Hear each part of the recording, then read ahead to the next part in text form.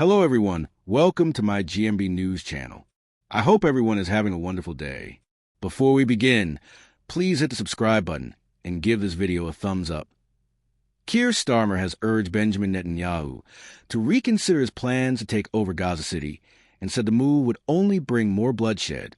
The British Prime Minister said Israel's decision to escalate a conflict that has killed tens of thousands of Palestinians over the past 22 months while pushing the territory into famine was wrong and would do nothing to secure the release of Israeli hostages.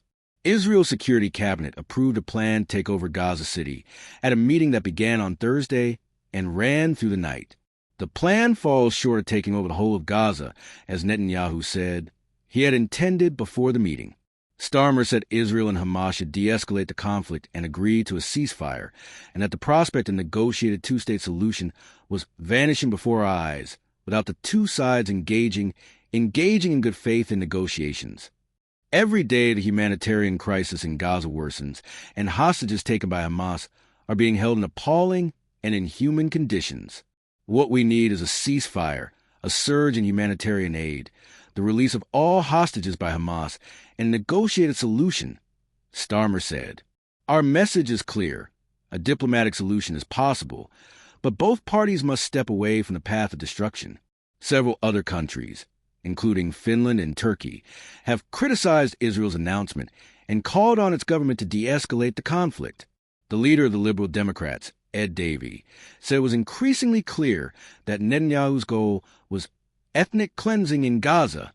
He urged Starmer to cease all arms exports to Israel and sanction Netanyahu and his cabinet.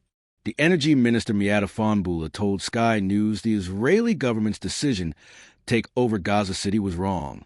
We think that it will risk escalating an already intolerable situation, and the consequence will be more bloodshed, she said. There's no one that can see what is happening and unfolding in Gaza that isn't horrified by it. Our priority is, in order to try and get a ceasefire, we got to get parties around the table. I know it feels incredibly hard given the current situation, but it has to be the priority. Starmer has said the UK will recognize a Palestinian state before the UN General Assembly in September if Israel does not agree to a ceasefire and a pathway towards a two-state solution.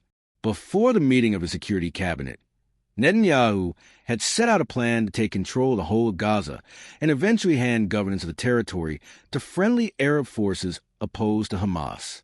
The plan announced on Friday morning stopped short of that after reservations from Israel's top general, who reportedly said it would endanger the remaining 20 or so living hostages held by Hamas and further strain Israel's army after nearly 2 years of war on various fronts.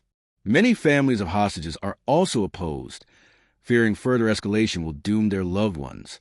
It's The Guardian's job to keep a close focus on events in the Middle East for our global audience, with reporters sharing live updates around the clock, including from inside Gaza.